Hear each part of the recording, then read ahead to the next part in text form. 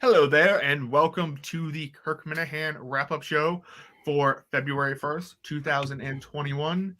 Today's show was the Boston Globe is dog shit in regards to that stupid article that I think Kirk said was like 7 pages long or 7 whatever long, just about how someone's dog shit in someone's yard and that person happened to be black, so they're racist and blah blah blah. And it was this whole stupid thing, which just makes no sense. So today I am joined by the Kirk Minahan show reporter, and kind of he's on Kirk and off. He calls in sometimes to try to get a comment from Kirk, and that is Andrew Augustus. Thank you for joining me. Thanks for having me. Also joined by big Cameo star. I mean, I'm not surprised. Are those Gucci sunglasses you're wearing now? I just got these Giorgio Armanis. With the the cash is flowing like wine. Yeah, I see the new studio. It kind of looks like it used to be a closet, but what is that? A $2-3 million studio you got set up there? This is in the penthouse at the Prudential. So I'm doing well. Yes. Kevin from Bristol, thank you so much for joining me. Anytime. So today's show. So today there was a whole lot of. It reminded me of kind of like one of the earlier. When I say early, I mean like the first month of the Kirk Minahan show. There was Curtatone talk, Boston Globe talk, and things were still kicking around with Barstool. So I don't know if you guys have a subject you want to touch on first, but I know I want to just kind of get the Boston Globe story. Let's just kick that out of the way because I don't know, it was hilarious to listen to Kirk just rip apart this article, which I'm almost upset that he does that because it gives the Boston Globe publicity. But I understand, like I know what he's doing is ripping apart and making. But I'm like, fuck. Even if they get 2 more clicks out of this or 2 more people buy a newspaper to see how stupid it is, it upsets me. Well, but I'll say this, Justin, if I can. Yes. You're right. Today's show is definitely a throwback, and it just I get happy when stuff like that happens. And I'll say this: I know Kirk when he was in L.A. Trying to be a comedy writer. He didn't succeed, whether it was screenplays or books. But this Kirk today, this mature, refined Kirk, I believe would kill it. If he's writing something now, I think the masses would beg for it. I mean, when I was in Los Angeles, I like our cuddly Australian koala friend Menners. I did improv, and I was pretty damn good at improv. Kirk would have been a fucking legend. His mind is so fast. Can I just correct you? Kirk is a fucking legend. No, you're right. You're right. I mean, in that field, you're right. You're right. In this field, Kirk, there's nothing that, in my mind, there's nothing higher than Kirk Minahan. But when Kirk delved into the time when he took Meter out to lunch and they stopped to shit on lawns, like that whole bit that he came up with on the fucking fly, that would have been a greatest hit on SNL. And Kirk did it and moved on. It was a blip on his radar. That's fucking genius.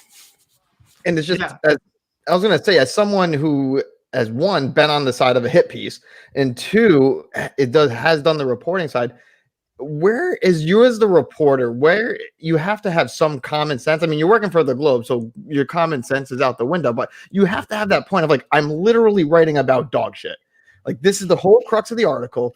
Where has my journalistic career got me to that point? And just like what Kirk said, I agree with him completely. I feel horrible for Meter right now because Kirk's 100% right. Throwing in the job title is all about to have the get woke crowd go after his position. And I don't know what the environment at BC is like. I hope that they have the backbone He's for it. beloved there. He's beloved. Listen, if you attach any story to racism, you're going to sell papers. They know that.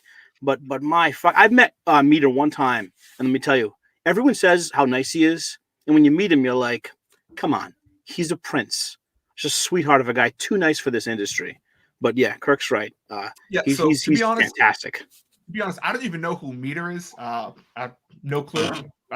So when they were talking about, I'm John Meter Perel, and that's the Flash. Remember that guy? Oh yeah, the Flash guy. No, I had no idea, but it just amazes me that at the core the story is about dog shit, but they somehow turned it into how this man is a racist and how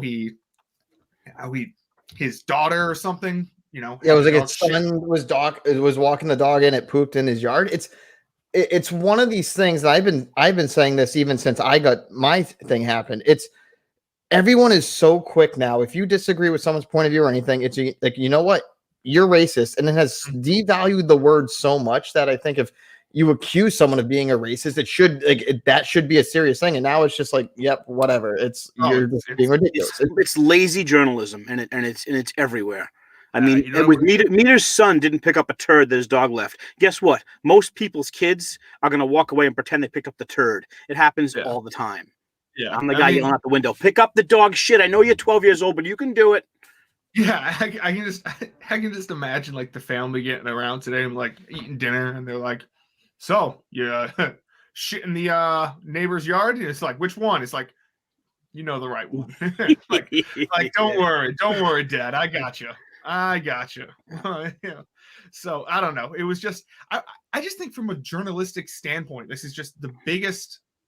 I know Kirk always says it's the craziest thing written in the Boston Globe because it always, all these stories he goes over just seem to like one up each other every single time. But this man spent months on this investigation on literal dog shit. Something that, you know what, even if let's say my neighbor's dog is shitting in my front yard, the worst thing that can happen is I go out and I pick up the dog shit and I throw it in the trash. Like it sucks. It sucks, but like throw it in the trash. It's nicer. You throw it back in their yard. Listen. Meter would be fucking Caesar Milan if he could train his dog in which yard. When a dog wants to shit, he drops his legs, he squats down, and he drops a turd. Meter's not fucking making his dog shit on someone's lawn. If he could do that, he's a dog whisperer. That's a genius. Meter's not a genius in that sense. The whole thing is just it's just insane. And he didn't reach out to anyone on Meter's side for comment. It sounds like they had to reach out to Meter, and if you're a Meter, you get there's no benefit of Meter doing that article because what's he gonna say? Yeah, my dog shit, and I walked away. No, Meter declined to comment. He was it's like, but what's he gonna say in that situation though? There's nothing for him to say, but there's no one else that they want to go and talk to about it. I'm pretty sure Meter is 1,000% Jewish. I'm sure the Jewish guy's the racist one. I mean, no one's been knocked down more than their lives than Meter. If you ever saw the guy before, he had these awful teeth and awful clothes, and John and Jerry just took him and they shined him up, and the sweetheart was always there, but they made the outside match the inside. He became a very presentable man. But racism is the last thing that you put with John Meter Perel. He's a fucking sweetheart. I like at the point in today's show. I was thinking this too before Kirk said it. It's like, so they'll write about dog shit in the yard while there are actual humans shitting on the front porches and steps of people in Meth Mile. But nope, they won't write about that. That's just a inconvenience that they're working on. So that's an unfixable struggle right now, Justin. Picking up a piece of dog poop should be fixable, right? And it just goes to show. I think what's even the scarier aspect, Kevin, you've talked about it. Meter is universally known as one of the nicest people you're ever going to meet. I've never heard anyone trash him in one way, shape, or form. And yet the Globe decides to drag him into this. It's like, how far are they going to go? Who's next? The only person known as being nicer than Meter was Meter's father, who I never met, but was told he was, the mayor of Fenway. He would take people around and show them the stadium, and he was really a great guy too. Yeah, so he worked at Fenway when who was under ownership? When who owned the team? Probably before John Henry. Yeah, and who was that? I don't know. That was Yankees. Oh, exactly. Justin, it all comes full circle. You clever son of a bitch. So yeah, it's just funny just to see what the Boston Globe has become. I know that there's been rumors that the Boston Globe, the Henrys are trying to sell the Boston Globe. And that's why this union is going on. I just find it hilarious. Imagine like showing interest in that newspaper and then picking up a newspaper and there's a story about the fucking a dog shitting on the ground in someone's yard, and you're like, oh, how much is this worth? Like 2 cents. You are paying reporters to talk about dog shit. Like, no, imagine the scene where they go to the editor. Hey Bob, I've got something here and it's fucking gold. What is it? This guy, who's a local personality, he commands his dog to shit only on black people's lawns. He's a raging racist, and he's got his dog trained so well he can shit wherever he points. The editor should have been. This is ridiculous. We're not printing this, but the Boston Globe is such a sinking ship. They'll print anything, especially tied to racism. editor's just sitting at his desk. I don't know if the public can handle this story. This is too hot. Yeah. This is too hot. It's just, and they call it news too. It's like this is not news. This is when you hear the term fake news, this is legitimately fake news because it's accusations with no proof. I wonder if there's a Razzie for journalism. You know, like for the movies, they have the Razzie Awards for the movies. Yeah. If they had that for journalism, I would be so happy to present it to the Boston Globe for actually doing a story that was and is shit. So foolish. Yeah, I mean, it's become literally like a couple of years ago, you would have thought like an Onion article would have been written about this. Like, dog shits in neighbor's yard. Is dog racist? Yeah, something along the lines of that. Heck, just go back in time. Let's go look at like the last 10 Boston Globes, and then you figure out. Let's play the game. Is this an Onion article or a Globe article? Which one? Yeah, no, it's really insane. But like Kirk said, the last one I want to make is, it would have been great if Kevin Cullen wrote this. Oh, it would have been great because he would have thrown in stories. He's like, I was at the bar and some guy came up to me. It's like, hey, you hear about me or this dog? Yeah. Doesn't like colored folk. I don't know, something fucking stupid. I followed the dog for 2 weeks. Watch that shit. Only dog people's yards. Swear to God, guy. Another main point. We covered the Boston Globe, a big Kirk Minahan show enemy. Now, one of the I don't want to call him the first enemy of the Kirk Minahan show era, but I think it was like the second episode is when this happened. So Joe Curtatone's case today was pretty much laughed out of court. His lawyer was stumbling over his words. He was trying to make up if you're hanging out with your friend and he doesn't end up being your friend and uses that conversation, the whole thing is just a joke. I don't know if you guys saw any of it today. Yeah, I watched all of it. Andrew, if you don't mind, I know you're the reporter. If I could jump on this quick, you can polish up my ends. After the first 5 minutes of watching Minahan versus Curtatone, I'm saying to myself, they're going to throw this out. They're going to laugh this out. What you have here is an egotistical imbecile who's wasting the court's time because he was embarrassed by comedy.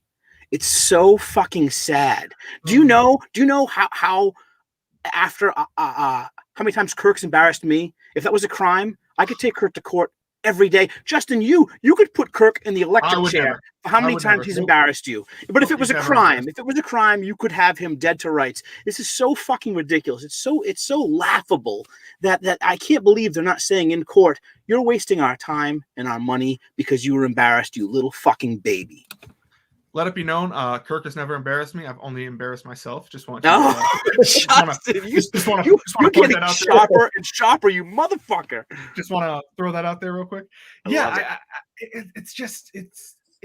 It's insane. And the entire time they were playing that today, keep thinking to myself is, so the max amount that could be awarded to Curtatone, I believe, is $1,000.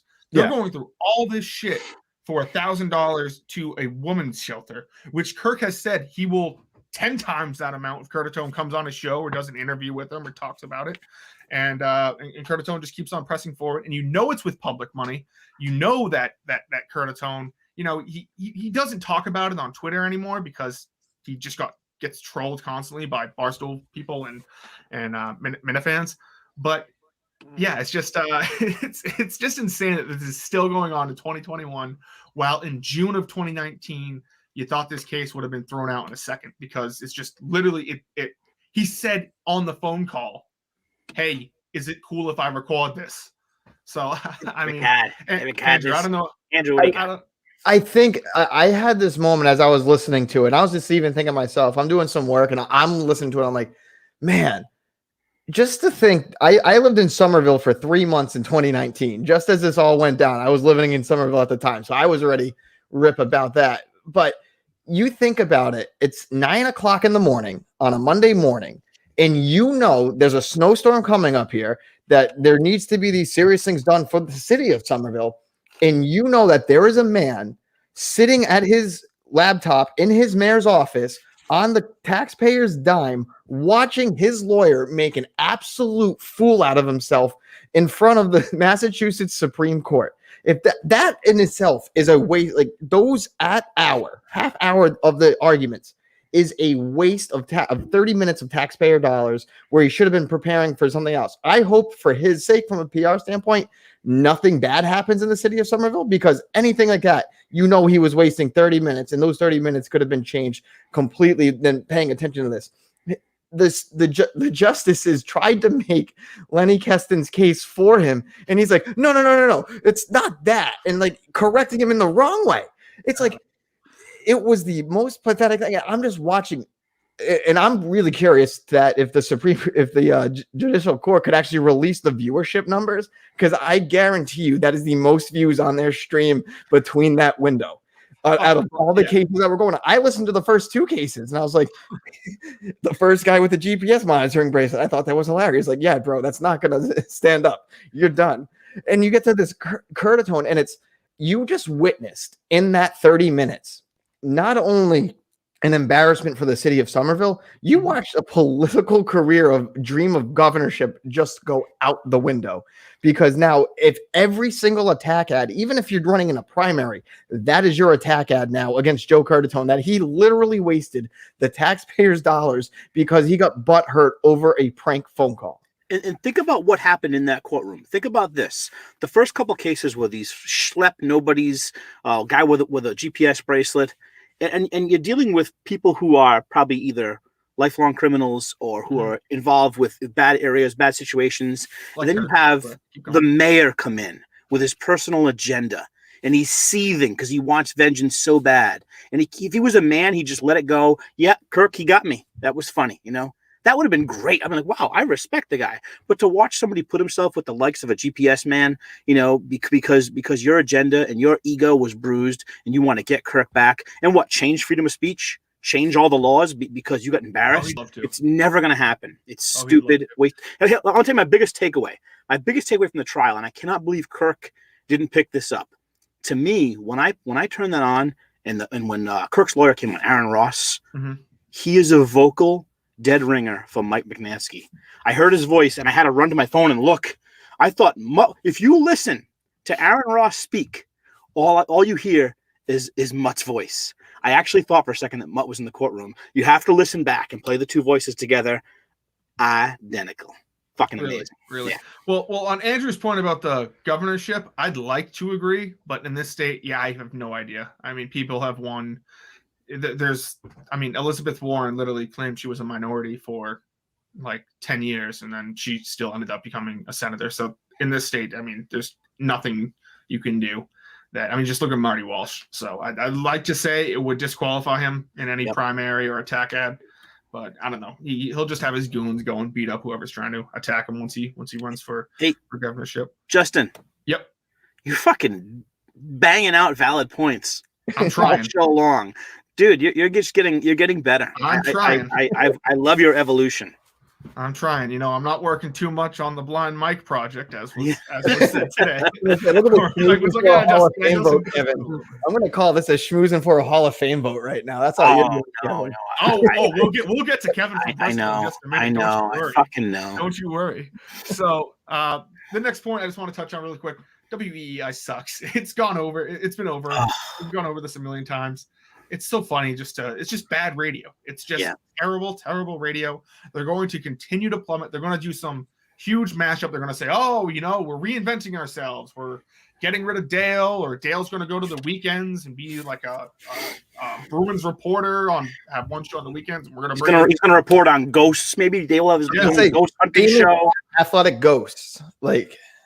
Yeah, they're going to bring in some wacky. Fitzy's going to get his own show where he. Bridget's laughing her ass off over here. She is. Yes. Bridget's dying.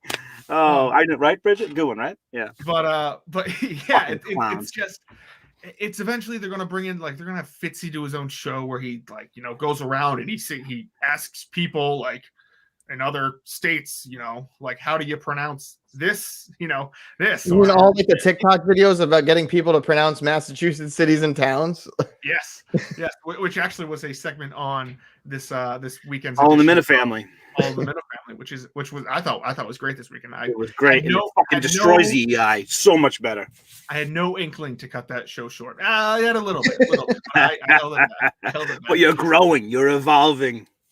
So yeah, I mean, I don't know what else to say. WEI sucks. It's so funny to see them just flush themselves down the drain. Yeah, it would be insulting to Kirk if Kirk was still there. He would have walked out the door with the shit they're producing. You're right.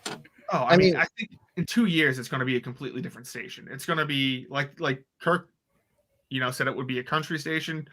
I bet they just change it to whatever, what's that channel that just plays music just constantly with no DJs or something? Oh, 103.3. Yeah, I guarantee you they either move it back to AM or make it ESPN radio or something like that, because the Sports Hub just dominates around here. If you're listening to sports talk, you're listening to the Sports Hub, unless you're 80 years old and you want to hear about, some guy who hasn't really played on the Red Sox the past 5 years is now retiring. But where are you going to go to get those Shaw's deals from Joe Castiglione? I mean, that's the best place to find it out. It sucks because when I was in high school, my summer job was landscaping. I always had EEI on in my headphones. It was like that's how I discovered Kirk, and I was just listening all nonstop. And it's just from that peak of like how much it got me through my summers. Because I remember listening and I'm like, my goal in life was to find out who the hell Kevin from Bristol was, because I was from Bristol. That was your goal in life. Well, it was my goal in life, and then it happened. It's a small goal. Making dreams happen. But it's just so sad to see now. It's unlistenable. Like there's times like I'm driving through the car and I hit the scan button and it pops on for 2 seconds. I'm like, this sucks, and it goes to the next one. It's a shame that the powerhouse could not. If all they had to do was have Kirk's back, and they would still be crushing the Sports Hub. But even where Kirk was there, they were stopping him from getting off topic. They were telling him to take breaks. All of Kirk's instincts were everything they didn't want. And Kirk's instincts were fucking dynamite. And by the way, Andrew, yes, we met at Portside, a fucking fantastic bar and restaurant in Bristol. And it was a nice little encounter we had. Dreams made. We did not fuck. We did not. We did not fuck. And stuff.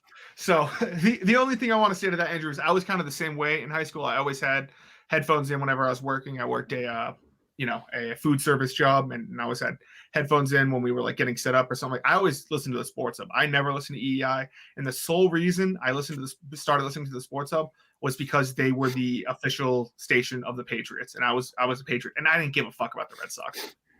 And I just think what could have been, I believe at some point, Entercom either bought whatever like thing owned the Sports Hub, or the other way around, and they were sister stations for but they had to sell it because it was like for like a short time. So Entercom bought CBS Radio, which had the rights to the Sports Hub, and Entercom had the choice to either keep EEI or the Sports Hub, and they chose to keep EEI, which, when you have Kirk Minahan, it's a smarter move. But once you don't have Kirk, you're done with that. They had John and Jerry. They had Big O. I mean, they were big swinging dicks for a while. And like I said, when they went against what Kirk wanted to do with his instincts, that was the beginning of the end. And it's done nothing but plummet ever since then. So we know hashtag Kirk was right. Speaking of the beginning of the end, so Kevin, this Cameo business. Let me go ahead. I'm sorry. So I was a joke. I mean, I obviously have no problem. It sounds like Kirk is fine with you, doing it. I just want to know, how did it start? Did people request these from you, and you were just like, fuck it, I'll make one? When people ask me to do anything, go on a show, give someone a message, I just do it. I love everyone in this world so much. I got like several things saying, why aren't you on Cameo? I want to send a video of yours to a friend of mine. And I'm like, I don't know. Somebody asked me to do one for, she said, could you do a Cameo from my aunt who's dying? I thought it was a joke. Maybe it was a joke. And I was like, somebody actually wants me to do a Cameo for their aunt who has COVID and she might be dying. And I was like, oh my God. So I made a profile. Now, mind you, I had two cameos, 2 requests. Mm-hmm. And I said, I'm not making one fucking cameo without checking with Kirk first. So the profile was made, but I refused to make a video without checking with Kirk. And when I checked with Kirk, he said he didn't care. And it was very short. It's fine. I don't care. So I went back and I checked again. I said, listen, nothing matters more to me than Kirk's opinion. I would never want to intentionally insult Kirk. I may drop a few Cleveland Steamers as far as a bad phone call goes, or a song that's fucking flat and sucks. And I always feel like I've let Kirk down. Mhm. But when it came to this, I knew, because I know how Stern feels. I'm not a Stern fan. My wife is, and I know that he hates it when they do cameos. So I said, before I actually create a video and send it to someone, if Kirk says, dude, please don't do that, well, that's fucking weak, I would delete it so fast. I wouldn't think twice about it. I'd have no regrets over it. Now, I'm a small business owner, and my business, like most small businesses, are fucking in the toilet. I've already donated to the Barstool Fund, and my plan was to put my proceeds into the Barstool Fund. And maybe if I kept some money for myself, it would be to buy a Kirk Minahan sweatshirt or something like that. That was my plan for this Cameo thing, was to make it evolve back into the Kirk Minahan world. If Kirk said, even on today's show, I know he was like, I wish I didn't tell him he could, or Mike, why'd you give him the code? If he did seem serious, like I wish you wouldn't do that, I'd go and plug it right now, and I'd never think twice about it. My allegiance, my loyalties to Kirk. I mean, not only does Kirk entertain me, Kirk's show is medicine for my fucking soul. I have my life outside of this show isn't always great, but the Kirk Minahan show, fucking, you have no idea what it does for me as far as peace of mind and comedy. This show has in a way saved me. And yes, and if you feel like I'm relevant to the people, and I love the people of this world, if somebody actually wants a cameo from me, first of all, I charge so little. I wanted to make sure if anyone wanted it, they could just have it. And then that money would, like I said, go into the Barstool Fund. But the point is, if Kirk for a second said, listen, dude, he wouldn't call me dude. Listen, douchebag. Listen, bro. Yeah, right. Listen, bestie. Yeah, no. I would delete it in a heartbeat. There's no one I respect more, and no one I'm more thankful to than Kirk Seamus Minahan. And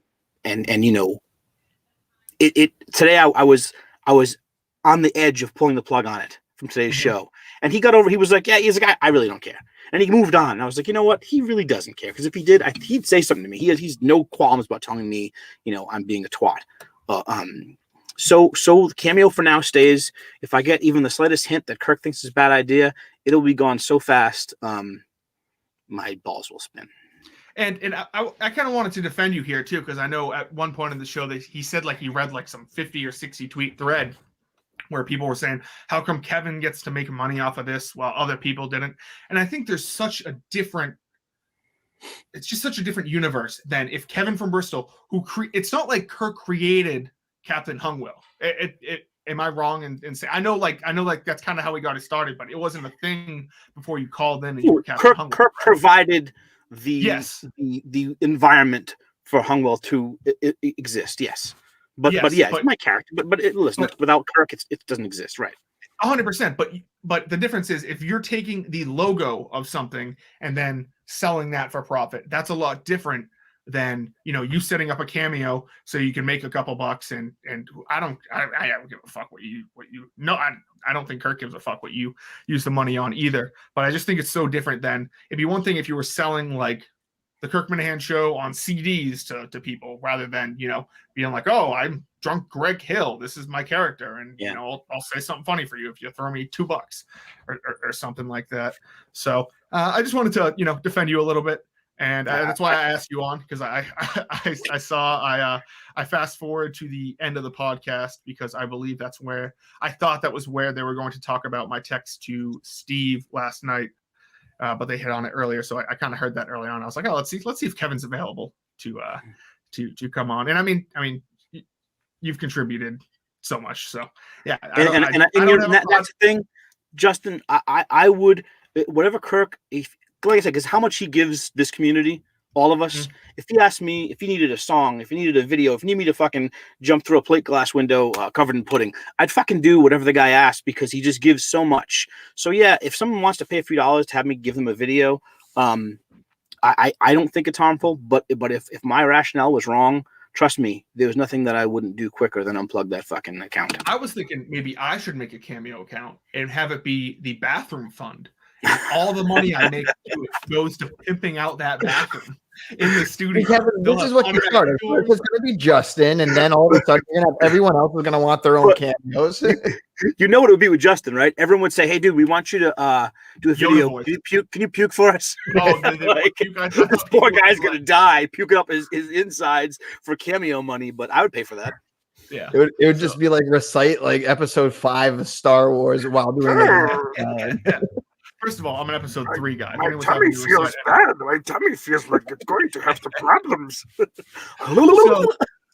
So Andrew, I don't know if you had anything to touch on the cameo. I mean, when I saw it, as soon as the casual Minifan, as soon as I saw Kevin's post, I was like, all right, this is coming up. Mm-hmm. And initially I went back because I've been doing a re-listen from like during the coronavirus started. I was like, fuck this, I'm going to go all the way back, start the re-listen. I'm at the point in November now. Kelleher is completely dead in this whole situation. And like, I started seeing the comparisons. I'm like, you can't put what happened with stickers with Kevin, because the stickers come off as if you're getting this, you think it's actually part of the show. And that's why I could see their frustration back in November of 19. But with Kevin, you can still say like it's easier to disassociate Kevin from the show in that aspect, even though you poke fun at yourself from it. You might know me from the Kirk Minahan show, which I've actually been in movies. I've actually, but no one knows. Oh my God, that's the guy that was in Celtic Pride. I got a cameo of that guy. Everyone knows me from the Kirk Minahan show. But I will say this, and Andrew, you're on the right path. When I see guys like Quantum Week having a Patreon, everyone who's signing up for that are from the Kirk Minahan show. I don't know about that. Did you listen to that episode with Kirk on, just in case you didn't know who he was? You're right. Even Blind Mike. But I mean, like I said, I think all power to those guys. If somebody signs up for that Patreon and they fucking love it, that's a good thing. That's a good thing for everyone. You know what? There's no harm in that. Now, as far as Rich Kelleher goes, I'll say this: in the several encounters I've had with him, I've never had a bad encounter with the guy. Nice. I've never had a bad encounter. He attacked me right now. And I can accept that. Can we be honest? A cheated lover. The main difference between Kevin from what happened with Kevin from Bristol and Patreon and the RK situation is that he was just a dick about it. I mean, he was acting like he was a part of the show. He was better than. I mean, if he didn't act like a dick, he wouldn't have gotten the excommunication he did from the world. Yeah. And you know what's funny? The majority of people that are probably listening to this have no idea who we're talking about. So we are going to. That's how long ago it was. One and two. See, for me, I wish that they had taken phone calls today, because what I actually had a question like written up was going to be about Kirk's reaction to this, because when I first saw that this happened, I went with the Kirk and Off guys, and I was like, we got news, Kevin on Cameo that's making it in. I was going to reach out to Kevin, and then he's on here as one. But my question for Kirk would be, who's he more disappointed in at this point? Would it be Kevin for the way that Kirk made it off, was like you said, you made the profile first, then you asked before you recorded the videos, or after learning about like having time to think about it, is he more disappointed in Blind Mike for basically being Kevin's pimp, getting 5% of Cameo's profits now?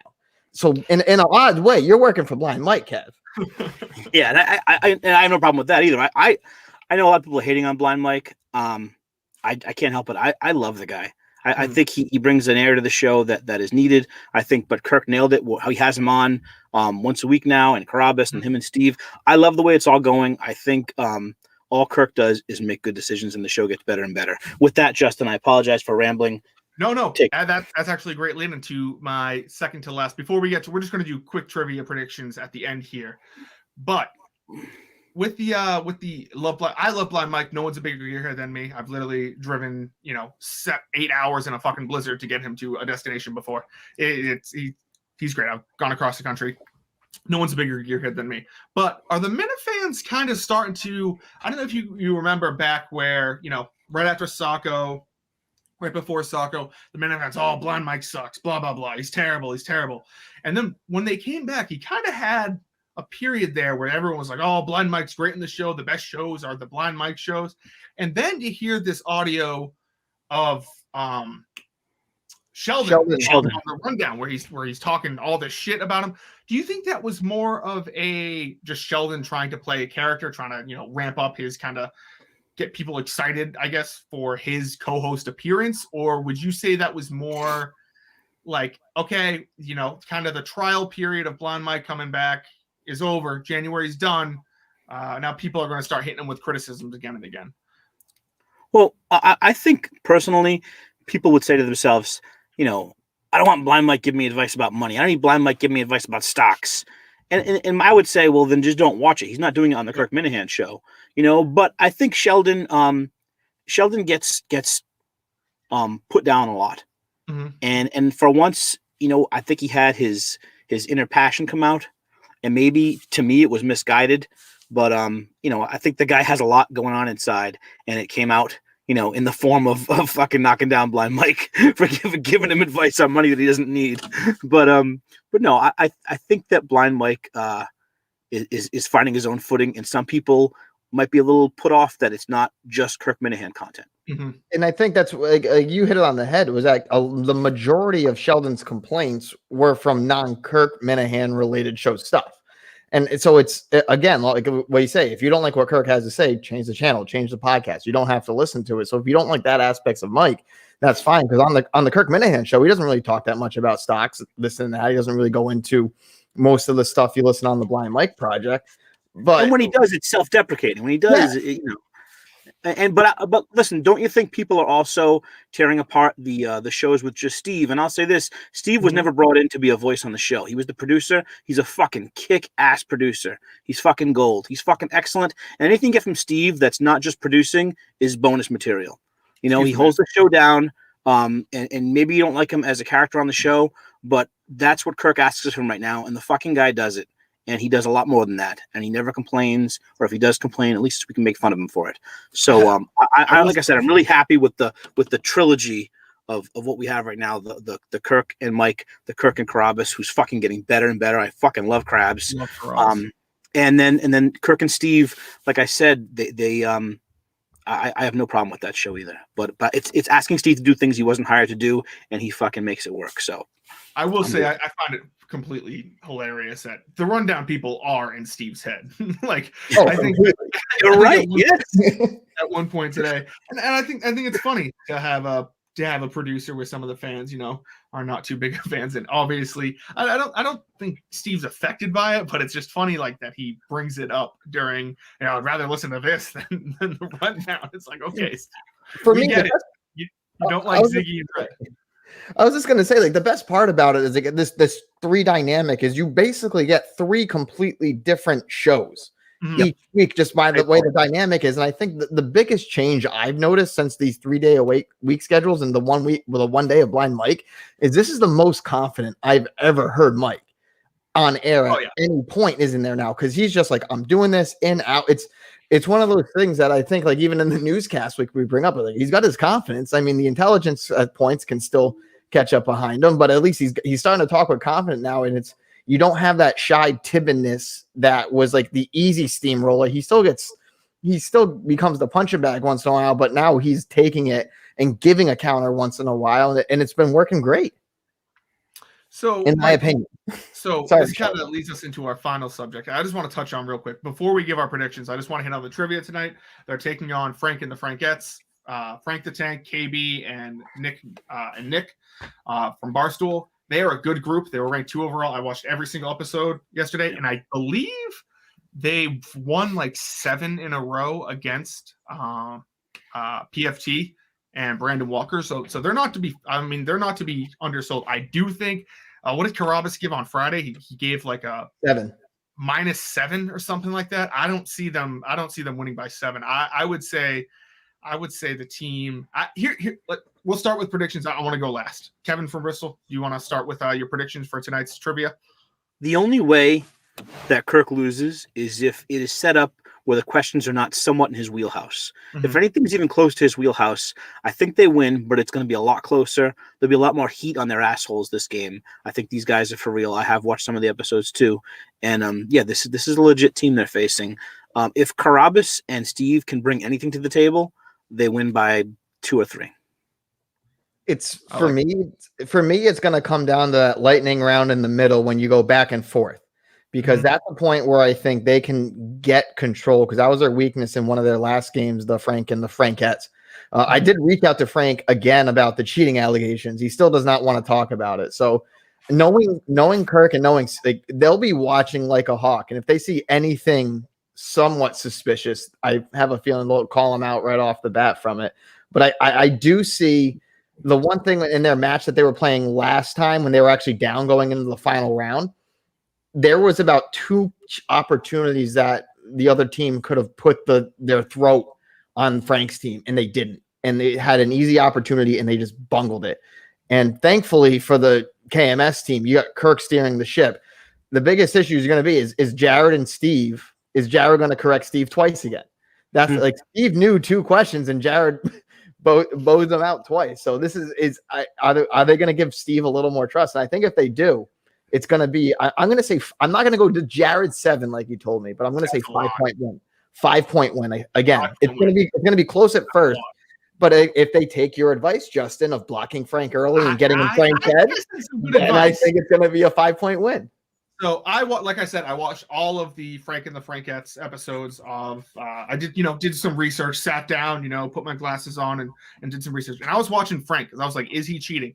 He actually did an entire episode where he was back here and he showed his hands. He still beat PFT and Brandon. And Brandon likes to throw out people. Like it's a whole thing. If you've seen a bunch of these, he likes to storm off. He likes to leave the leave Brandon. That's a load of bullshit. I can't believe it. Yeah, all this other. So he says everyone cheats. So I expect a clean, fair game. So my prediction is the Kirk Minahan show will win by 2 points. It will come down to the final round, and they will actually. So I hope that they use their mute to their advantage, and so like it comes down to that mute. I think they should mute Frank on a sports question so that not only they don't get that, so the other team doesn't get the point, but then they can then steal that point. Because if they mute KB on a geography question, these geography questions are fucking hard.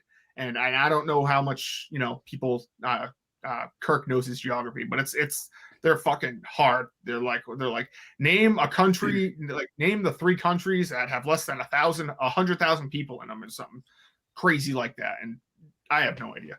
So my other prediction is that this is the Team Kirk that you're seeing tonight will not be the same Team Kirk you see in their third matchup. I have a feeling either Steve is going to step down or Carabas is going to step down, because I think Kirk is going to carry this team, and I think Kirk says we're gonna try blind Mike. We're gonna try to find it, and I think that would be interesting. So that's my prediction. So they're gonna replace either Jared or Steve with blind Mike. That's correct. That just to see how he does. Like regardless of win or loss, because I think if they win, they keep the team together. I don't think Kirk will evaluate the team differently if he wins or loses. If he wins and Steve does absolute dog shit, he's going to be like, we need to find a stronger person in trivia in this. Or if Jared, how demoralizing would that be for Steve to get replaced on trivia by blind Mike? I mean, I don't think Steve would care that much, because I think you might not care, but it's like if you're gonna meet these 2 people off the street, blind Mike or Steve, who's gonna be the smarter of the 2? Oh, blind Mike for sure. The blind Russian robot. A Russian robot has no feelings. So we got by 2, we got by 5, and we got by 3. Yes. So we'll see. Thank you guys so much for joining me. This was kind of a longer wrap-up show, but we had a bunch to cover today. So thank you so much. I will I'd like to say listen to Kirk and Off. Andrew does a fantastic job. Yes, and make sure to give Hungwell a cameo at what is it, cameo.com/ do not promote me. Fucking buy the Kirk Minahan t-shirts. There's a bunch of great Kirk Minahan t-shirts. Donate to the Barstool Fund, please. Yes. So thank you all for joining me. I will talk to you perhaps on Tuesday. I might do an emergency wrap-up on the trivia show, maybe like 10-15 minutes on kind of covering what went on in the trivia universe. And if I don't, I will talk to you guys on Wednesday.